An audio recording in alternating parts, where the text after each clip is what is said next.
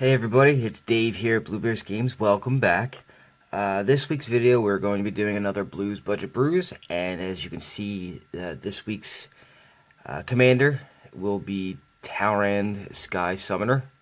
I do actually have my own version of this deck that's not budget. This will be the budget version. There will be two separate videos. One's for my own personal one, and one will be for this one. And again, this one will be for sale. Before I go any further into this, I actually have a couple of things that I wanted to get through first before I go into the deck.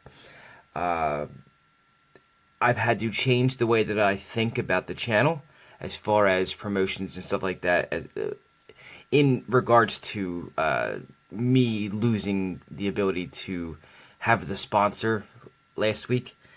So going forward, all my videos, I'm actually going to ask at the beginning instead of the end. Please go ahead and give this video a like. Share it out to your friends. It would be really, really nice of you to do that so I can possibly grab some more subscribers. We are, as of today, at 200. And while I didn't get a response back from the sponsor, I'm hoping that it's getting closer to the number that they would like to see so that I can actually get the sponsorship. To go along with that, since I was denied, I also was given the idea of possibly starting a Patreon account. I have started the process of that. It's a little bit more involved than I was expecting it to be, and that will be coming shortly, and I will have some of the tiers on there where I actually give you guys product in return for your support. So please go ahead and get ready for that. Like, subscribe, share, all that good stuff. I'm going to get that out of the way ahead of time. Today's video was actually supposed to be a different deck. I was hoping that my Zendikar Rising boxes would have been more fruitful for me. Also, on top of that, I was hoping that the Commander Legends boxes that I ordered would also have come in by now. It is now 3 days after release date. They have not come in yet. I have contacted the seller, and I have not heard back from them yet. So I'm hoping to hear back from them soon. But anyway, let's get started on the deck itself. So it's Talrand Sky Summoner. A lot of you guys probably know what Talrand is, but if not, I'll read it. It's 2 blue, 2 generic for a 2/2 Merfolk Wizard. And it's whenever you cast an instant or sorcery spell, create a 2/2 blue Drake creature with flying. You can see where this is going to go. This deck will mostly, not all the way, but mostly be all about Spellslinging. It's going to have different sections of it, so I'll go ahead and get into that right now. I always go over the lands first, so let me go through that real quick. The lands are pretty simple for this deck, and I'm going to actually have to zoom out a little bit here. Alright, so the lands are pretty simple for this deck. Since it's a mono blue deck, it's going to be simple. Terramorphic Expanse, Evolving Wilds, you guys know what that does by now. Remote Isle for the cycling ability, so I can get it out of my hand and get to another. You know, this deck's not going to need a lot of mana. It's mostly going to be like cantrips and stuff like that, and cantrips are just, you know, pay 1 to draw a card kind of stuff. So this will cycle. Mystic Sanctuary, it counts as an island, so that's always nice to have. When it enters the battlefield, it enters the battlefield tapped unless you control 3 or more islands, and then when it comes into play untapped, you may put an instant or sorcery from your graveyard on top of your library, so you can get some of the fuel back. Memorial to Genius, enters tapped, adds a blue, and then you can pay 5 total, tap it and sag it and draw 2 cards. I got a lot of that going on in here too. Lonely Sandbar cycles for 1, and Desert of Mindful cycles for 2. Blighted Cataract also sacrifices for drawing 2 cards. So this doesn't come into play tapped though, so that's always nice. It doesn't tap for a blue, but you're not really gonna. That's not going to matter so much. And then the rest is just basic islands, just to keep on budget. So, pretty simple stuff for the land base. As far as mono blue goes, ramp is not really a strong suit. The ramp's going to come from mostly the card draw and cycling through your deck. So, I have some in here. You know, in my budget decks, I use Renegade Maps, which is 1 to cast, enters tapped, and then you can sack it to search your library for land, a basic land, reveal it, put it in your hand. Now, the argument is that this isn't really ramp so much as mana fixing. There's no mana fixing in this deck. It's 1 color you're not going to need to fix. This is more along the lines of, in case you need lands, if you didn't get any and you drew this, at least you can get a land in your hand to have your land drop so you don't miss one. It's mana fixing per se, not not mana ramp, but you know it's blue. What else are you gonna do? Same thing with the Traveler's Amulet. Again, 1 to cast, 1 and sack it, and you can search your library for a basic land card, reveal it, put it in your hand. Pilgrim's Eye. It's 3 to cast, 1/1 Thopter, and it has flying, so it's a creature. So at least it'll serve 2 purposes. It can be fodder if you need to. There's another little thing I added in here that'll make this Pilgrim's Eye a little bit better, but I'll get to that a little later. When it enters the battlefield, search your library for a basic land card, reveal it, put it in your hand, then shuffle your library. Midnight Clock is the actual technical only mana ramp in this deck, because it's a mana rock, per se. It's a 1 blue, 2 of any for an artifact that taps out of blue.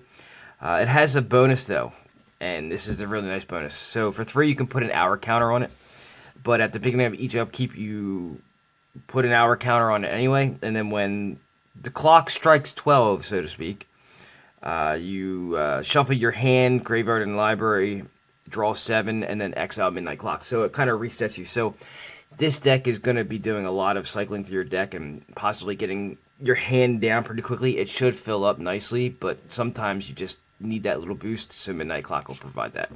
And then, of course, the Solemn Simulacrum. It's in almost every precon now.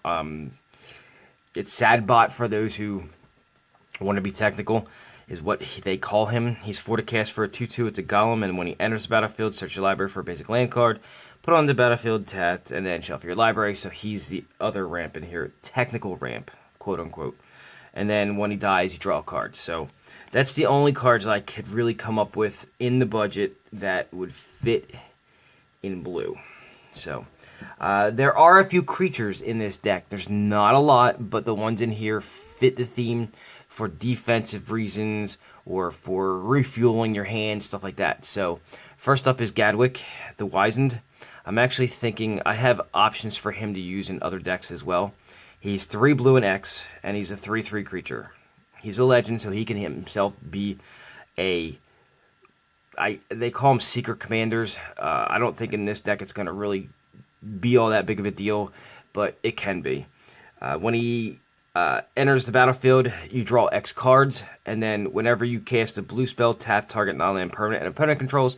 That's important because the amount of spells in this deck are ridiculous. It's mostly spells, so his second ability will be usable. Paragon of the Gathering Mists is a 4 to cast 2/2. It's a human wizard, and he says other blue creatures you control get +1/+1, and then you can pay a blue and tap them. And another target blue creature you control gains flying until end of turn. The second ability is not all that useful because most of the stuff in here that we're going to be using will have flying, but it is useful. Don't sleep on it, especially for your commander, because I have ways to buff flying creatures in here. So, the reason he's in here is for a buff to all your tokens that you're going to get from Talrand. So, Murmuring Mystic, 4 to cast 1/5. It's another wizard. It's a human wizard. And then whenever you cast an instant or sorcery spell, create a 1/1 blue bird illusion creature token with flying. Again, more flying creatures. There's a lot of spells in here, a lot of sorceries, a lot of instants.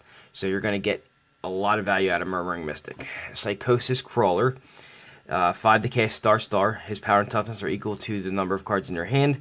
And then whenever you draw a card, each opponent loses a life. And that's important because aside from the mass amount of tokens, this is actually a kill if you've got enough mana and the right cards. So it's going to help dwindle your opponents down rather nicely. Windreader Sphinx is a 5 generic 2 blue for a 5/7 flyer. It's a Sphinx. And whenever a creature with flying attacks, you may draw a card. So the amount of tokens you may be able to create that have flying that are going to attack, plus Psychosis Crawler, there may be a lot of damage that can be done. Scourge of the Fleets is my defensive card that I have in here as far as my creatures go. It's 7 to cast, and yes, it's a lot. But there's not a lot of things in this deck that cost a lot. It's only like 3 cards that cost more than 4, I think. So it's 7 to cast for a 6/6 Kraken. And it says, when Scourge of Fleets enters the battlefield, return each creature your opponent's control with toughness X or less to its owner's hand, where X is the number of islands you control. And I don't think I told you the number, but I think it's like 29 or 30 islands in here, so you should be able to return just about every creature in your opponent's hand. And then Stormtide Leviathan. It's 8 to cast for an 8/8 Leviathan with Island Walk. All lands are islands in addition to their other types, and then creatures without flying or island walk can't attack at all. Most of the creatures in this deck, or the tokens in this deck that are created, will be flying. The other little bonus to this is that the all lands are islands in addition to other types. It means that the lands that you have that don't produce a color, there's not many in this deck, still produce a blue if needed with this out. So those are the creatures. Not a bad little setup there. This section that I'm going to go over is the cantrip or card draw that this deck has, and I'm going to show you how thick that section is. That's a pretty thick section right there. This is all the card draw. The next section I'm going to show you is going to be defense and counter, and then utility after that for the spells, but this is the card draw. So it goes along with Psychosis Crawler, where you're going to be able to draw a lot of cards. We start with Reach Through Mists, 1 to cast, draw a card. Simple. Peek, 1 to cast, draw a card, and then you can look at your anybody's hand. Opt, 1 to cast, scry 1, then draw a card. Obsessive Search is 1 to cast, draw a card, and it has Madness in case somebody makes you discard, or something, something at all makes you discard, you can play it for the 1. Thought Scour, not exactly the quintessential cantrip, but it's still 1 to cast, draw a card, but you also get the ability to put 2 cards from a player's library, basically mills up somebody's library by 2. Slip Through Space, again, it's a cantrip, but it's a lesser cantrip because you have to have a target. So for 1 blue, you draw a card, but you have to be able to target a creature that to make it so it can't be blocked this turn. Not horrible. It has its benefits. Think Twice, 2 to cast, instant, draw a card, and then you can flash it back for 3. So extra uses out of it's always good. Glimpse of Freedom, one of my newer cards that I like a lot. It's 2 to cast to draw a card, and then it can escape for 3. So escape means that I can exile 5 other cards from my graveyard and then put it back into my hand. I'm sorry. Cast it. My bad. Not put in my hand, cast it. So for 3 and exiling 5 cards from your graveyard, you can cast it again. And you can do that over and over again as long as you have the fuel in your graveyard, which with this deck you might. Treasure Hunt is 2 to cast. Reveal the top... Reveal cards from the top of your library until you reveal a non-land card. Then put all cards revealed this way into your hand. So what that really means is that, so say I reveal 3 cards, or I reveal a card and it's a non-land, I draw it. Not necessarily draw it because cards that say draw are different than cards that say put it into your hand, but you put it into your hand. Say you reveal 3 cards total, and because the first 2 are lands, you put the 2 lands in and then the card that you revealed. So it can actually hit for a lot sometimes, especially if you hit a clump of land. Radical Idea, 2 to cast to draw a card and Jumpstart, and so extra use out of it. And Jumpstart says you may cast this card from your graveyard by discarding a card in addition to paying its actual mana cost, and then you can exile it so you can get 2 uses out of it, and then you can dump a land and cast it again. Peer Through Depths, 2 to cast, instant. Look at the top 5 cards of your library. You may reveal an instant or sorcery from among them, put it into your hand, and then put the rest on the bottom of your library. Remember, this isn't drawing, this is putting in your hand. Does not work for Psychosis Crawler. Scour All Possibilities is 2 to cast. It's for a sorcery. You scry 2, then draw a card, and it has flashback for 2. For 5.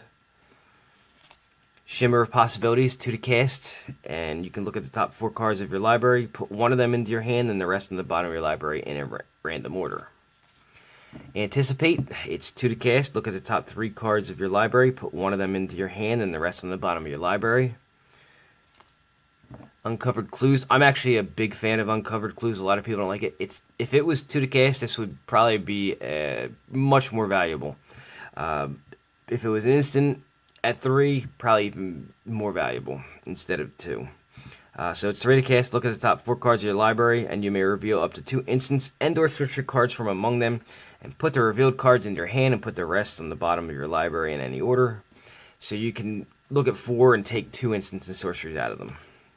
Up to. Tragic Lesson, 3 to cast. You draw 2 cards, and you discard a card unless you return a land you control to its owner's hand. You usually will be returning the land to your hand. Winged Words, you're going to have a lot of flying creatures coming out in this deck, so this should be the lower cost, but it's 3 to cast, but it costs 1 less if you control a creature with flying and you draw 2 cards.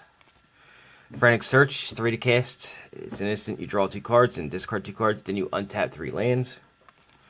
Divination, 3 to cast sorcery where you draw 2. Same thing with Council of the Sword Tommy.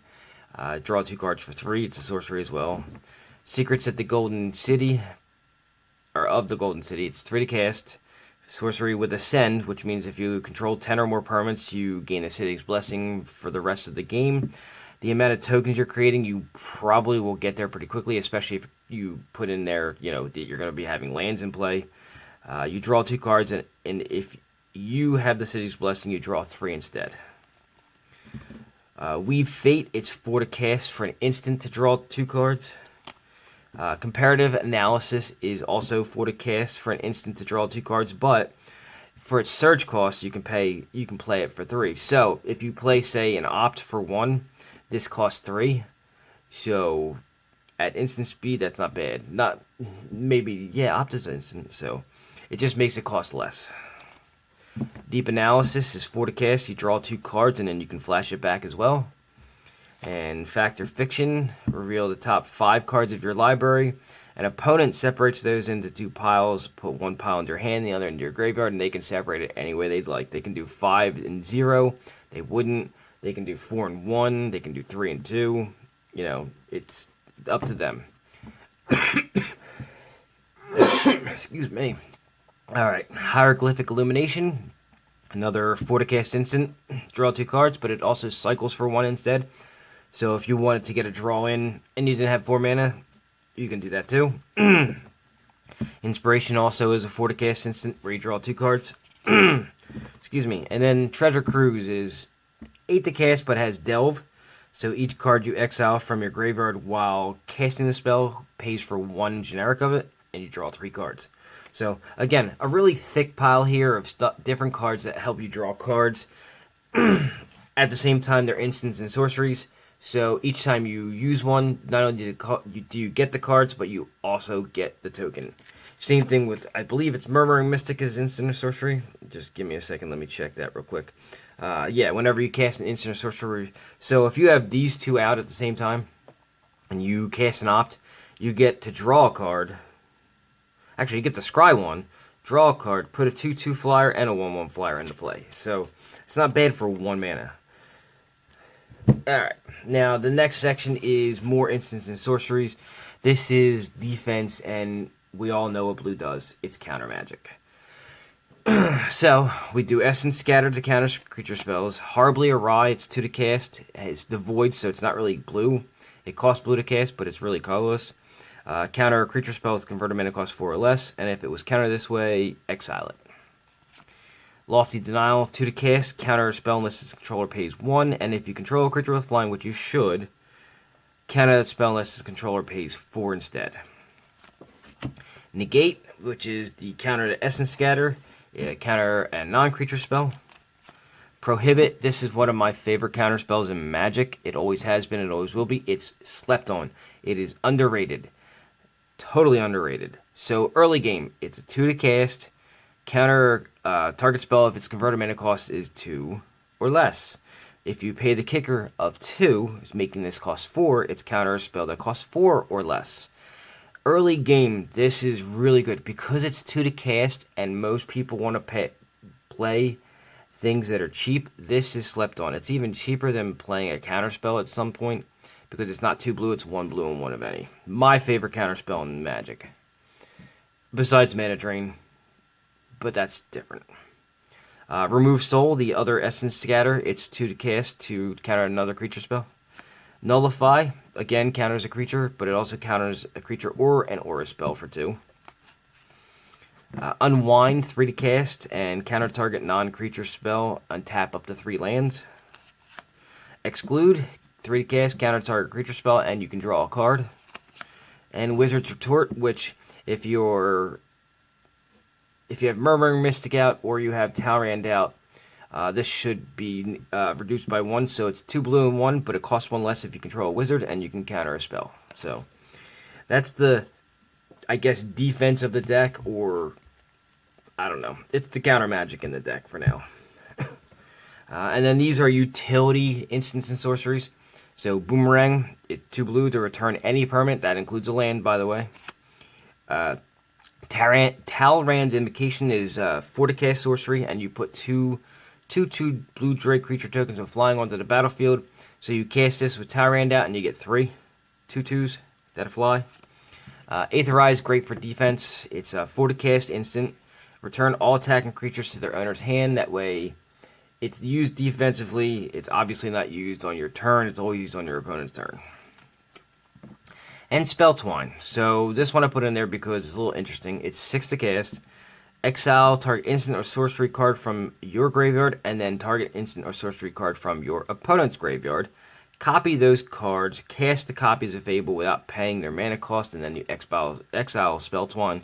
So you're going to probably, most likely, depending on your opponent, you're going to get to choose something that's nice. So, and they may have something really spicy.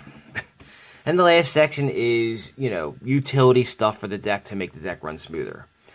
You see all the card draw, so obviously you're going to have a way to make it so your hand size doesn't matter.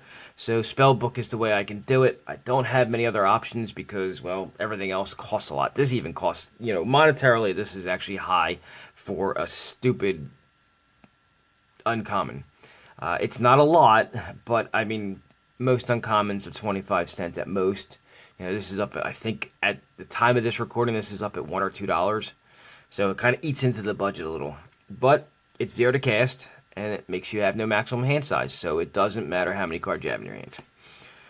Explorer Scope, this should have actually been in the ramp section, but it's more utility than ramp for the purposes of this deck to thin your deck out of land draws. So 1 to cast equipment, it's an artifact equipment.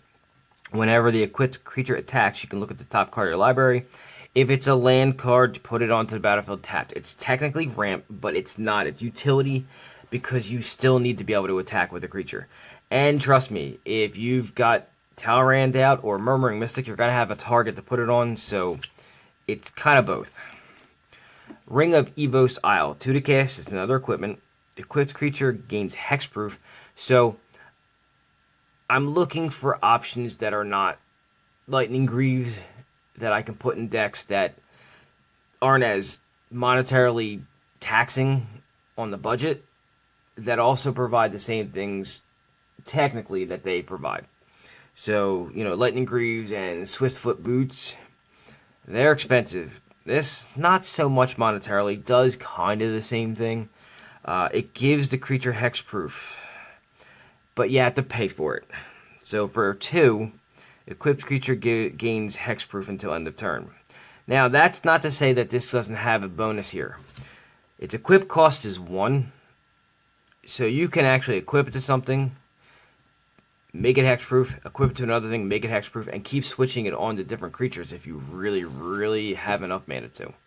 The other bonus is at the beginning of your upkeep, you put a +1/+1 counter on the equipped creature. If it's blue, it's going to be in this deck. There's no real other option for a color in here. So it's a little cheeky, but it'll work. And my other options to replace Swiftfoot Boots and Lightning Greaves in budget versions is Mask of Avacyn.